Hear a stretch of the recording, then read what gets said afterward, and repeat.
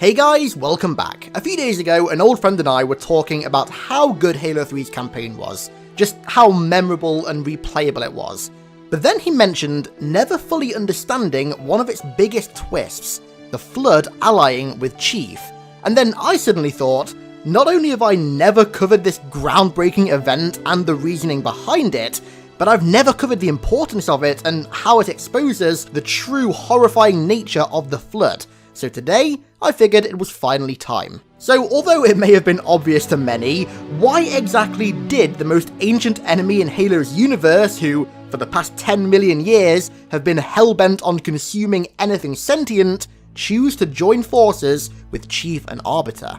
Well, the answer is pretty damn simple, quite honestly. The entire Halo array was mere moments from firing, which would have wiped out everything in the galaxy, human and Flood included. Despite his crushing defeat outside the Citadel, the Prophet of Truth had managed to make his way to the control room. This was exceptionally bad news for the Allies, because with him, he had the one thing that he needed to fire the Halos, a reclaimer, Sergeant Johnson. As Truth used Johnson to begin the activation process, Chief and Arbiter had only just made it to the bridge that led to the control platform. They still had to fight through an entire militia's worth of Covenant to get to Truth, and time was running out. The Gravemind, whose Flood were even further behind those two, knew how close the Halos were to being fired, and that there simply wasn't enough time to fight through Chief, Arbiter, the Covenant, and then still deactivate the Halos. It also knew that only a Reclaimer could deactivate the Halos, so desperate measures had to be taken. Clearly, Truth posed as much of a threat to the Allies as he did to the Flood,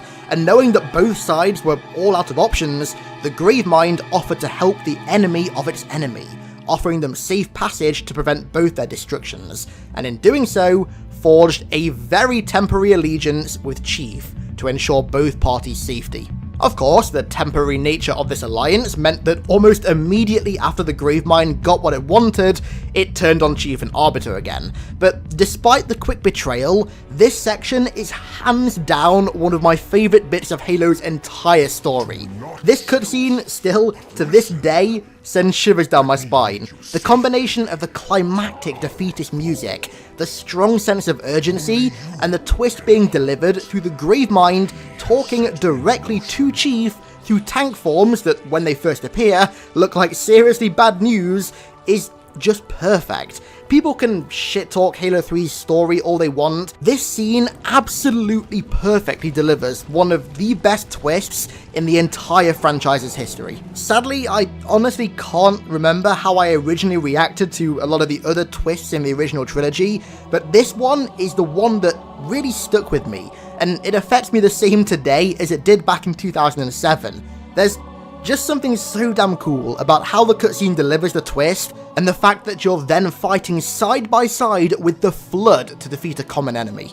Okay, so now that I've explained why exactly the Flood were very briefly our allies, you're probably wondering how them laying down arms and helping us, literally the only objectively good thing that they've ever done, exposes their true horror.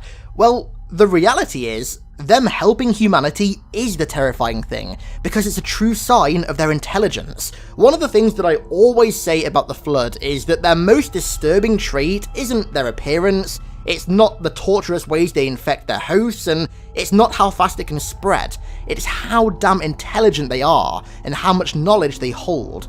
It is without a shadow of a doubt their most dangerous trait, and without it, their physical capabilities wouldn't be anywhere near what they are. Using this intelligence, they've committed some of the worst small and large-scale atrocities in galactic history. Atrocities that helped bring down entire civilizations without infecting a single host. One of the earliest of these horrifying events was carried out by the Primordial, a creature believed to be the last precursor and the first Gravemind. When it was found by ancient humans years after the precursors were thought to have been eradicated, it was captured and held in human territory. Over time, human scientists learned how to briefly communicate with this creature, that they called the Captive. Considering it was clearly a higher being than them, they began treating it as a sort of oracle, trying to attain deep wisdom from it, but their attempts weren't all too successful. At the time, their entire empire was being ravaged by the Flood, so they also tried to seek knowledge about the parasite.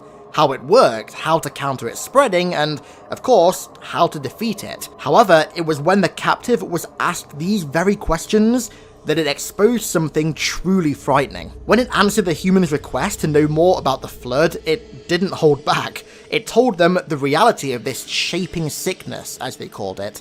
A reality so disturbing that any human who learnt of it committed suicide. All it took was the knowledge held by this Gravemind to convince the humans that death was a better alternative than what was coming. Pretty lethal, if you ask me. But the Primordial's horrifying act didn't stop there. Some years later, it was captured by the Foreigners, who ordered their magnum opus of AIs, Mendicant Bias, to interrogate it on Installation 07. Reason 3 billion why Halo Infinite being set on Installation 07 is so fucking exciting. Mendicant Bias was a Contender class AI, the most advanced class of AI ever to exist, and was in charge of organising the entire Foreigner military against the Flood. During this ultimately 43-year-long interrogation, the Primordial explained the reality of the Flood, the Mantle of Responsibility, and the Precursor's age-long plans of revenge against the Foreigners to Mendicant. This dark reality crept into the AI systems, convincing it, somehow, that it was on the wrong side. It was at this moment that the Primordial had managed to infect the Foreigners' most important construct with the Logic Plague, causing it to betray its masters and side with the Flood. By simply explaining the extent of the parasite to Mendicant, nothing more, the Primordial caused not only the near extermination of the entire Ancient Prophet population, but also the downfall of the entire Foreigner Empire. I'm pretty sure that's the Flood's way of saying that the pen is indeed mightier than the sword. The most recent Gravemind on Delta Halo was no stranger to this either.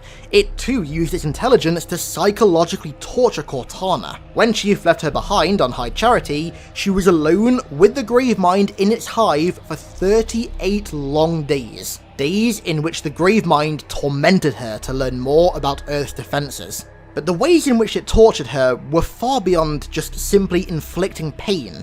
It made her doubt herself, her intelligence, and her capabilities. By secretly accessing her files and systems, it managed to instill the illusion that it could read her mind, and that it was always one step ahead of her. It made her think that she meant nothing to her human creators, that she was merely a tool of Dr. Halsey and Chief, and that she didn't know what it was like to be truly human, despite actually being the AI equivalent. It replayed the final memories of humans infected by the Flood, forcing her to experience the excruciating mental and physical pain caused by infection. I think it was pretty clear during Halo 3 that the Gravemind was torturing and degrading her, but knowing what actually happened makes it even more horrifying. When Chief finds the message from Cortana on Earth, you can see her physically suffering, and when he rescues her, you can tell that she's been forced to suffer emotionally too.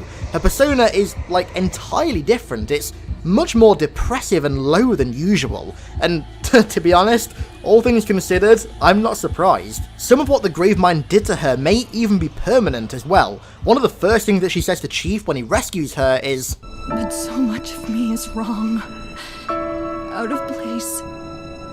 You might be too late." So it wouldn't shock me. Honestly though, this entire cutscene perfectly encapsulates the entirety of Chief and Cortana's relationship. The emotion in just these few lines of dialogue is absolutely bang on. It also does an amazing job at illustrating just what the Gravemind did to her. Like, when Chief leaves her behind on High Charity at the end of Halo 2, she's resilient and almost ready to fight the Gravemind. And then when Chief rescues her, she almost just seems defeated. She's so depressive and low that it seems like she just gave in to the Gravemind, and I think that perfectly illustrates why the Flood's intelligence is easily their most dangerous trait. Their ability to so easily subvert AIs as powerful and intelligent as Cortana proves that absolutely nothing is off limits from being consumed by the Flood. And so, that is why the Flood became friendly at the end of Halo 3, if only for a few minutes, and what this tells us about the true, horrific nature of the parasite.